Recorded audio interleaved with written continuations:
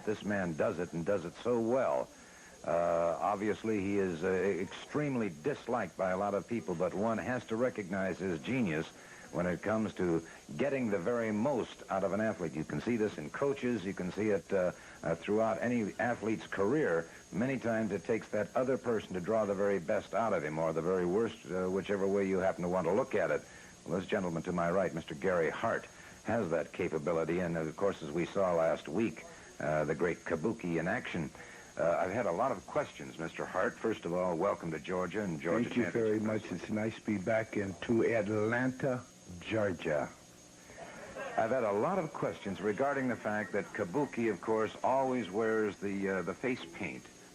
Would you care to relate to the people the reason for that? Well, the basic reason that Kabuki has taken the name as Kabuki is because in Singapore he had a match with a man by the name of Tiger Jeet Singh, where the object of the match was that there was a bed of hot coals. I know that sounds ridiculous and you would never see anything like that in America, but I'm talking about Asia and India, where life is a little harder. And the object of the match was to put the man's back across the hot coals for the 1, 2, 3, so he would carry the mark for life. Kabuki won the match, but the Hindu had some brothers with him, and they put Kabuki's face into the hot coals, and it burnt Kabuki's face around the eye area. That is why Kabuki's face is painted. One other important thing that I want everyone to remember: Kabuki, every time you see him, he is different. You know what Kabuki is. A lot of you people don't understand Kabuki, but in a few minutes, you are going to see the most, I would say, the greatest attraction in wrestling today. Nobody like him. We're not here for belts. We're not here for titles. We're here for money. And that's all I'd like to say right now. Thank you very much. Take a moment right now. We're going to see the great Kabuki in action, and Playboy Gary Hart has joined us here. I would just like to say that I'm glad that Ted Oates is somebody. I'm glad that Ted Oates is one of the best wrestlers ever produced in Georgia, because it don't make any difference to me if it's the Omni in Atlanta, Georgia, the Reunion Arena in Dallas, Texas, Columbus, Ohio, anywhere. You better be at your best, or the boogeyman is gonna get you if you don't watch out. That's all I got to say. Yeah, okay. Well, thank you very much. Again, the great Kabuki getting set to enter the ring, and again, that mysterious green fog emitting from his mouth. The most unusual situation. He is going up against Ted Oates, and Kabuki facing a double tough test here in Ted Oates. 1 fall, 10-minute time limit.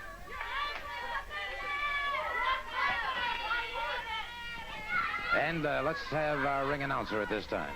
Ladies and gentlemen, this event 1 fall with a 10-minute time limit from Columbus, Georgia at 237 pounds. Here's Ted Oates. Ted Oates.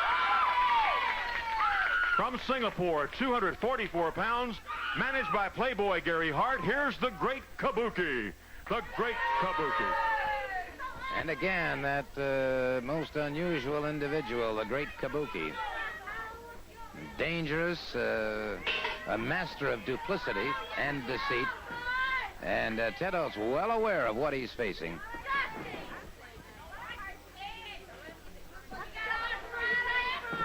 Ted Oates, a brother of Jerry Oates. They are from Columbus, Georgia.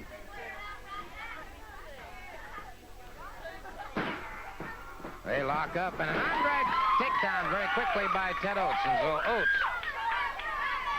may have a great deal of respect for this man, Kabuki, but certainly no fear was evidenced whatsoever.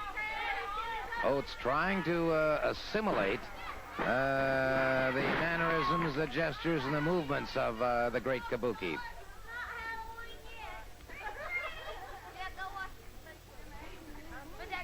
A lot of great action upcoming throughout the balance of this hour and next week here on Georgia Championship. We'll be watching for a lot of great action, too. Hopefully we'll be seeing such men as Stan the Man Hansen, Austin Idol, the Anderson brothers, and many, many more. Off the ropes, stand-in Oates, catching him very nicely with a good shoulder smash. This time Oates up and over his man. Caught by Kabuki that time. And Kabuki drove a fist down, but Oates ducked out of the way, caught him in a good arm drag takedown. Oates, who's had knee surgery, is totally and completely recovered. Dr. Jim Andrews taking care of that knee. Kabuki catching him with a double thrust into the throat that has Oates in trouble now. And now going to the pressure points. And this is the thing, of course, about so many Asiatic wrestlers. They understand the pressure points. He is a master of Gung Fu, and there are 4 variations of that. And again, you see him striking out. And it is Oates.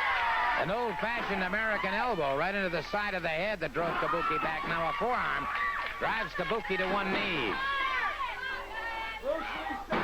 And now Kabuki using those hands again like lethal weapons, using them very effectively. Kabuki. A chop to the top of the head of Ted Oates, and Oates has got some problems now. And again, Kabuki going back to those pressure points. And so we've seen variations of the snake and of the dragon thus far in Gung Fu. He has not yet used his feet, which would be the crane variation of Gung Fu. The crowd picking up the chant, "Let's go, Ted, let's go." Very partisan group here, very obviously waiting to see the native Columbus, Georgia born Ted Oates farewell against Kabuki. And Kabuki having more trouble thus far than he's had with any other competitor. Gary Hart walking back and forth, but intense about this match, certainly no question about that. Oates drives an elbow, drives another elbow to the midsection of Kabuki. Kabuki chops to the middle of the spine. Oates again. Using those elbows to the chest and to the midsection.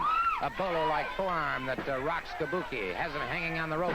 Oates now drives him to one knee, and so Oates beginning to turn the tide here. Oates catches him again, and Oates, his face, a mixture of tempered rage as he now is driven back to the turnbuckle again. You might be able to hear some comments from Playboy Gary Hart.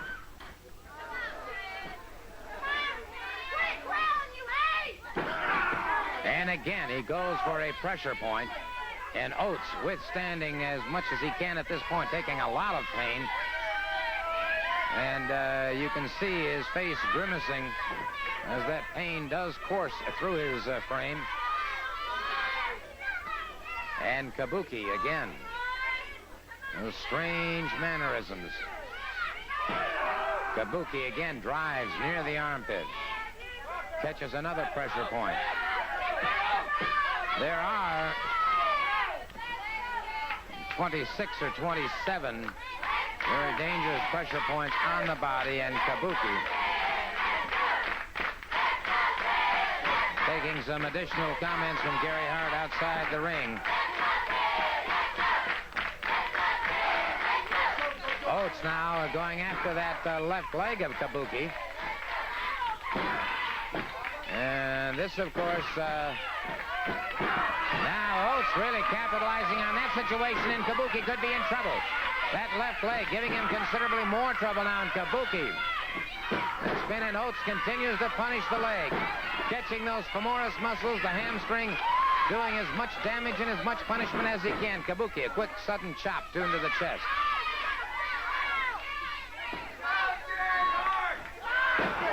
And faded to the neck, then went to the midsection, and now catches him with another pressure point. Touching him in the pectoralis major muscle area. And so Oates facing an entirely different kind of competitor, I'm sure, than he has ever faced before. And Oates retaliating. A good forearm Oates. Ooh, high backdrop that could have Kabuki in a lot of trouble. Oates turns back on his man, moves in. Brings him up a full body slam. And Ted Oates now goes to the spinning toe hold. Ted Oates with a spinning toe hold, and this is off. No, sir. Kabuki, utilizing those feet so very effectively, hurdled Oates into the steel ring post as Oates had it his way. He definitely had it his way, but Kabuki showing tremendous versatility. And now the crane. The sign of the crane in Gung Fu, and then crashes down into the head again. And so, the great Kabuki, under the management of Playboy Gary Hart, and Gary Hart stopping him.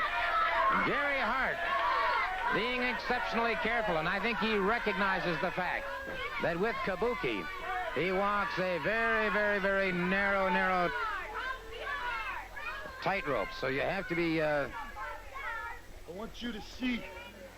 I want everybody, listen to it.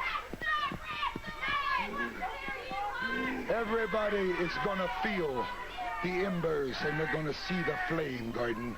Gary Hart's back in Georgia to stay. From all directions at one time. He is like a turret in a tank.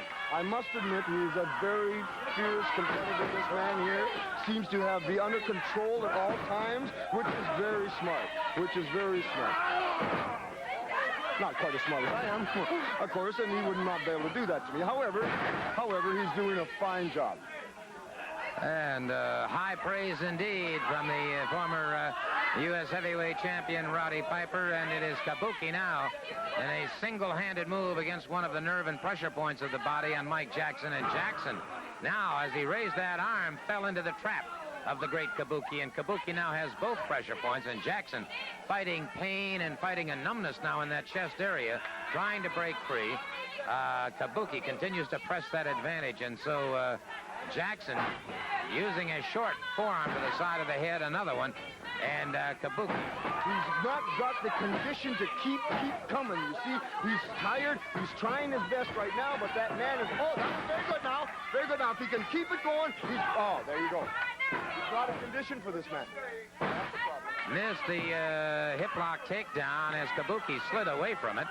And it is Jackson who, and I don't wish to take umbrage here or issue with Mr. Piper, but Jackson keeps himself in tremendous condition, and I am going to assume that he meant in condition for this kind of an opponent. Absolutely true. I'm sure that according to anybody on the street or anybody watching, he's in tremendous shape. I'm talking about condition for fighting a man like this here. Like on my off day, I run 15 miles. All right, Jackson moves up. Good. Flying heads by Jackson has Kabuki down. And Kabuki's got his problems now as Jackson has begun to explode on the great Kabuki. Charges in once again. Kabuki upended, but look at the way he came back cat-like. Caught him with a flat of the foot into the chest of Mike Jackson. And this is the thing about Kabuki. A forward fireman carry takedown, if you will, and drives down with the fist into the chest. The man is not thinking while fighting. He's fighting from instinct, which is important, but you must think. One. A count of three, and again, another.